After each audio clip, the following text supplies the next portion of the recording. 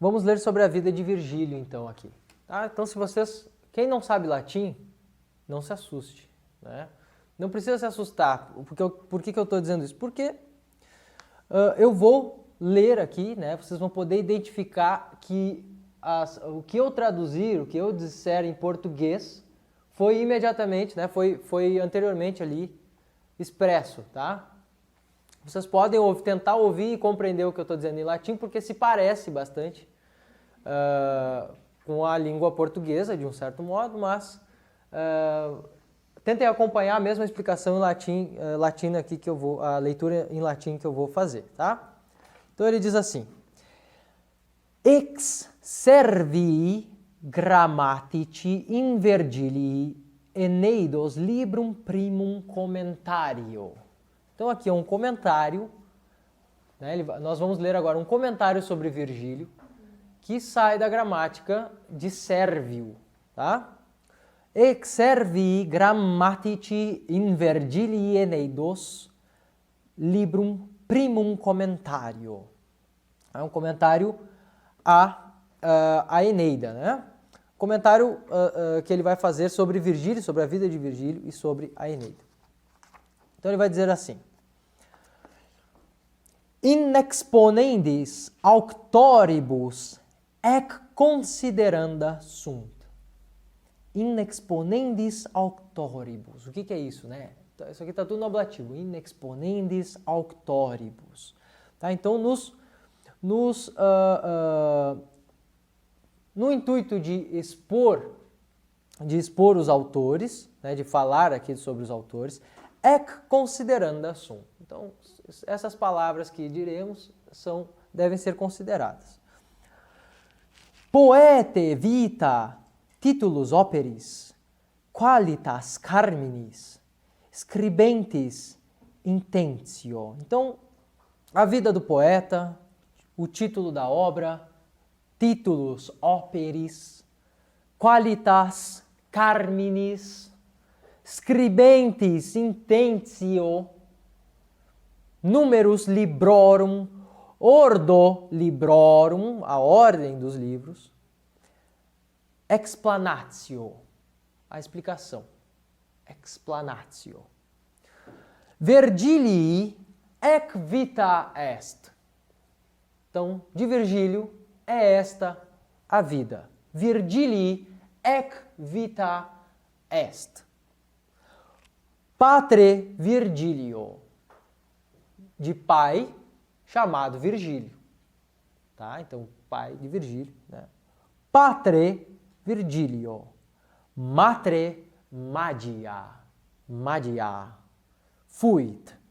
Então, pai Virgílio, Virgilius, e a mãe Madia ou Magia, tá? A mãe tinha esse nome. Tivis Mantuanus, então cidadão de Mantua, mantuano. Quaetivitas est Venetiae, regio transotium padi. Né? Então, uma cidade próxima, né? Próxima a Padu, tá? Eu acho que é Pádua. Quaetivitas est Venetiae. Diversis in locis operam litteris dedit. Diversis in locis. Então, ele escreveu diversos tipos, né, diversos gêneros de poesia, de literatura, tá? Diversis in locis operam litteris dedit. Em diversos lugares ele escreveu, ele expôs as suas poesias. Ele foi, né, aqui ele está falando dos lugares, desculpa, ele escreveu várias poesias, né, escreveu poesias em vários lugares da Itália, tá? Ele era como se fosse aqueles teatros itinerantes, né? Então todo poeta antigo fazia isso às turnês. A gente vai ver isso na vida dos poetas e até de Plauto, que levava o seu teatro, tá? Então, a gente vai pegar lá a vida de Plauto, né? Plauto e Terêncio. Quem era Plauto? Plauto era praticamente era o mecânico, né? O marceneiro de teatros gregos. Era o marceneiro lá que acompanhava as caravanas lá dos teatros gregos, trabalhava com essas coisas, né? Trabalhava com a parte técnica toda de organização do teatro e aprendia também, provavelmente ali ele teve de atuar muitas vezes e atuou depois, se tornou ator, mas ele certa vez se vê mal nos negócios, né? Eu estou contando a história de Plauto agora, né? Plauto é um exemplo aqui. Ele certa vez se deu mal nos negócios e ele decidiu fazer o quê?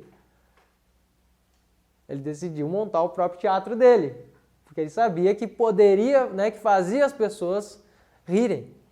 Sabia fazer as pessoas rir. Tá? Então ele conseguia produzir esse efeito do teatro que ele conhecia com a língua dele, na língua latina. Então ele foi a várias cidades fazendo isso. Ele passou por várias cidades na Itália, tá?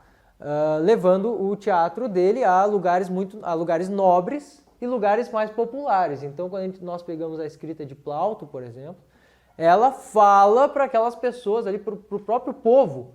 Ou seja, do que adianta o povo ouvir o meu teatro aqui, ouvir a minha poesia, né, ouvir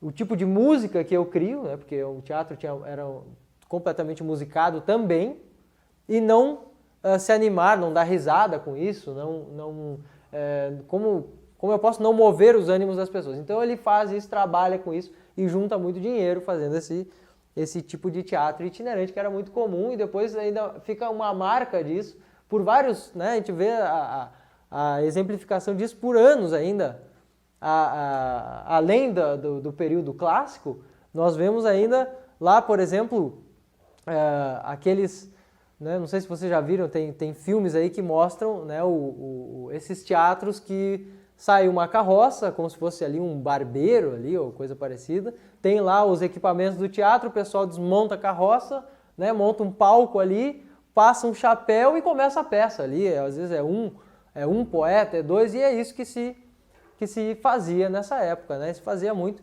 E esse teatro tinha que ter efeito, né? Essa música também tinha que ter efeito. Então isso aqui que era lido aqui, né? Essa poesia aqui de Virgílio, assim como a Eneida, passou por muitos lugares. Tá? A Eneida talvez não tenha passado por tantos lugares, porque o Virgílio sempre esteve em acabamento com a obra, né? Então, assim, era como se fosse a nossa gramática ali do Manuel Álvaro, assim, ali, né? Ficava ali ruminando aquela poesia dele até que ela ficasse perfeita, ele morreu. E aí publicaram e ela era perfeita já, mas tudo bem. Né? Então aqui ele diz, onde nós estávamos? Diversis in locis operam literis dedit, nam et Cremone, et Mediolani, et Napoli studuit. Então ele estudou em várias cidades com vários poetas da sua época. Lembrando que nessa época, Roma, nessa época aqui de Virgílio, ou seja, no primeiro século antes de Cristo, tá? Roma estava sob uma forte influência intelectual grega por conta das guerras púnicas. Tá? Então Roma se expande e se expande por vários motivos. Roma então fica ali aquela bota isolada, né? A Itália é aquela bota isolada ali e sempre cercada de piratas, sempre cercada de outras, né? Ali tendo o seu principal inimigo no norte da África, né?